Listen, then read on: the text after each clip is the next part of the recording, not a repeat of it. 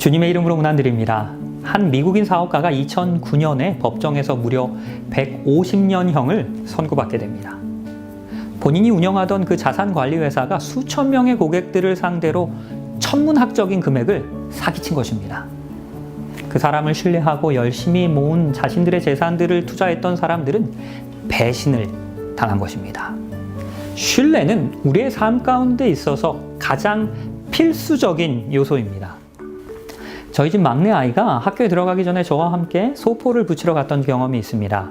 제가 돈을 주면서 상자 하나를 주는 것을 보면서 이 꼬마 아이가 의아해합니다. 이 꼬마의 눈에는 제가 전혀 알지도 못하는 분에게 큰 선물 상자 하나를 주고 돈까지 주는 것으로 생각한 것입니다. 우리가 누군가에게 소포를 보낼 때 그 소포가 정해진 장소에 그리고 시간에 도착할 것이라고 우리는 믿습니다. 그리고 신뢰합니다.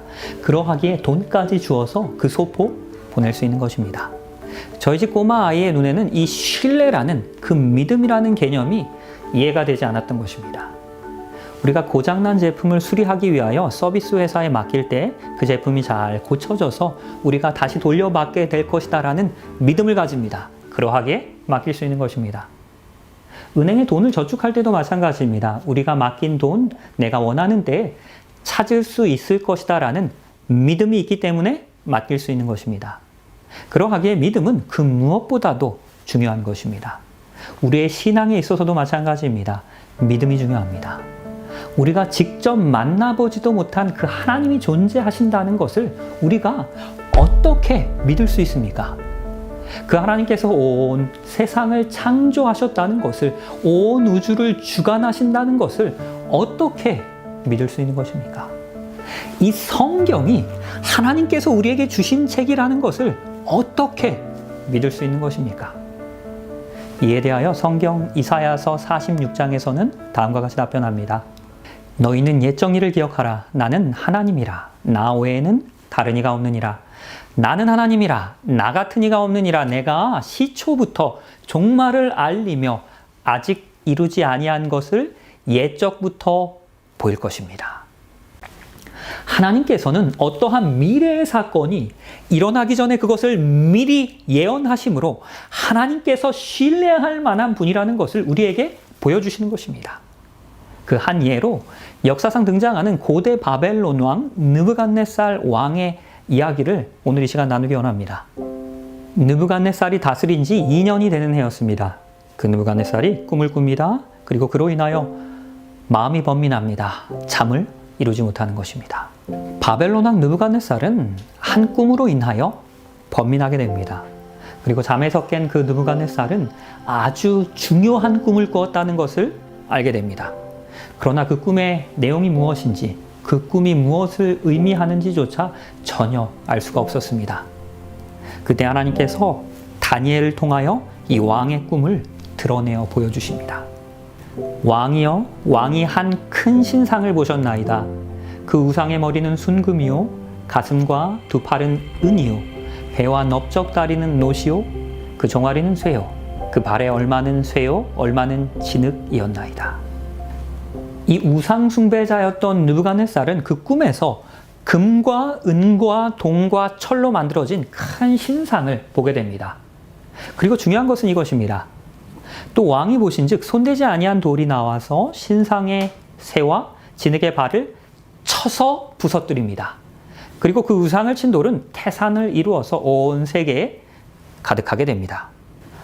사람이 손대지 않은 한 돌이 날아오는 것입니다. 그리고 그 신상의 발을 쳐서 부서뜨리는 것입니다. 그리고 이 돌은 신상이 있던 자리를 차지하여 온 땅 가운데 가득하게 되었습니다. 바로 이것이 고대 바벨론 왕 느부갓네살의 꿈이었습니다. 그리고 이제 다니엘은 이 꿈을 해석하게 됩니다. 왕은 곧 금머리입니다. 선지자 이사야는 이 바벨론을 가리켜서 황금성이라고 묘사했을 만큼 아주 부유한 금의 나라였습니다. 당시 느부갓네살의 바벨론 왕국은 의심의 여지 없이 세계 최강대국이었습니다. 이 성벽의 높이는 60m에 달했습니다. 그 넓이는 마차 2대가 다니기에도 충분했습니다.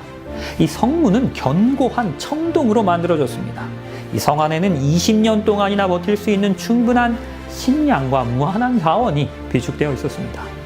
유브라데스 강은 바벨론 성을 가로지르며 흐르고 있기 때문에 그 물에 대한 걱정도 전혀 없었습니다. 그러하기에 아무도 이 바벨론 성이 멸망할 것이다라고 생각하지 못했습니다. 그러나 다니엘은 이 강력한 제국, 이 바벨론에 어떠한 일이 일어나게 될 것이다라고 예언하고 있습니다. 왕을 뒤이어 왕보다 못한 다른 나라가 일어날 것입니다. 흥미로운 사실은 이 강력한 바벨론 제국이 그보다 더 열등한 나라에 의하여 멸망당할 것이다라고 예언하고 있는 것입니다. 그리고 역사적으로 이 바벨론은 BC 605년부터 539년까지 이 세상을 통치하였습니다. 그 후에는 이 팔과 가슴으로 예언되고 있는 그 메대와 페르시아 왕국이 연합하여 이 바벨론을 침공합니다. 특별히 선지자 이사야는 이 바벨론이 멸망하기 무려 150년 전에 고레스라는 그 사람의 이름까지 지명하며 그 성을 무너뜨릴 것이다라고 이 성경에서는 예언하고 있는 것입니다. 그리고 실제로 고레스 왕이 이끄는 그 메대와 페르시아 연합군이 이 바벨론을 무너뜨리게 됩니다. 하나님의 예언이 정확하게 성취되고 있는 것입니다. 이제는 바로 그 다음 예언입니다. 셋째로 또 놋 같은 나라가 일어나서 온 세계를 다스릴 것입니다. 청동 무기로 유명한 그리스의 알렉산더는 BC 331년에 있었던 그 아벨라 전투에서 페르시아를 정복합니다. 유대 역사가 요세푸스는 그 알렉산더 대왕이 자신이 세계를 정복하게 될 운명을 가지고 있다는 것을 이 다니엘서의 예언을 통해서 알게 되었다라고 그는 기록하고 있습니다. 넷째 나라는 강하기가 무엇과 같습니까? 쇠와 같습니다. 철의 제국 로마는 BC 168년에 그리스를 정복합니다. 이 로마는 예수님의 시대에 유대를 통치했던 나라입니다. 로마의 강력한 통치는 600년 이상이나 지속되었습니다. 그 긴 시간 동안 로마는 하나님의 백성들을 핍박한 것입니다. 그리고 이 성경은 이 로마 제국의 분열에 대하여 묘사하고 있습니다. 왕께서 그 발과 발가락이 얼마는 토기장이의 진흙이요 얼마는 쇠인 것을 보셨은즉 그 나라가 나눌 것입니다. 그 나라가 얼마는 든든하고 얼마는 부서질 것입니다. 이 신상의 발이 10발가락으로 갈라지는 것처럼 로마는 다른 나라에 의하여 멸망당하는 것이 아니라 분열되었습니다. 게르만족의 이동으로 말미암아 이 로마는 마침내 10개의 부족으로 분열되어서 현대의 유럽을 구성하게 되었습니다. 왕께서 쇠와 진흙이 섞인 것을 보셨은즉 그들이 다른 민족과 서로 섞일 것이나 그들이 피차에 합하지 아니함이 쇠와 진흙이 합하지 아니함과 같으리이다. 수많은 역사적인 시도들에도 불구하고 로마 제국과 같은 통일왕국은 다시 존재하지 못할 것이다라고 이 성경은 분명히 우리에게 예언합니다. 서로마 제국의 황제였던 그 샤르말류 대제도, 나폴레옹도, 독일의 카이저 빌헬름 2세도, 히틀러도 모두 유럽을 연합하려고 시도합니다. 그러나 실패합니다. 유럽 연합마저도 시도하지만 실패합니다. 그 이유는 하나님께서 다니엘서 2장의 예언을 통해서 우리에게 분명히 말씀하셨기 때문입니다. 예언하셨기 때문입니다. 이제는 역사의 마지막 왕국입니다. 여러 왕들의 시대에 하늘의 하나님이 한 나라를 세우십니다. 이것은 영원히 망하지도 아니할 것이고 도리어 이 모든 나라를 쳐서 멸망시키고 영원히 서게 될 것입니다. 손대지 아니한 한 돌이 느부갓네살 왕의 꿈에 나타납니다. 그리고 그 돌이 신상을 치게 됩니다. 그리고 그 신상을 쳐서 부순 돌은 온 세계에 가득하게 됩니다. 이 돌은 재림의 때에 온 세상을 다시 창조하실 바로 예수 그리스도를 상징하는 것입니다. 성경은 중국이나 미국 혹은 이스라엘이 최후의 왕국을 세워서 이 온 세상을 통치할 것이다 라고 예언하지 않습니다.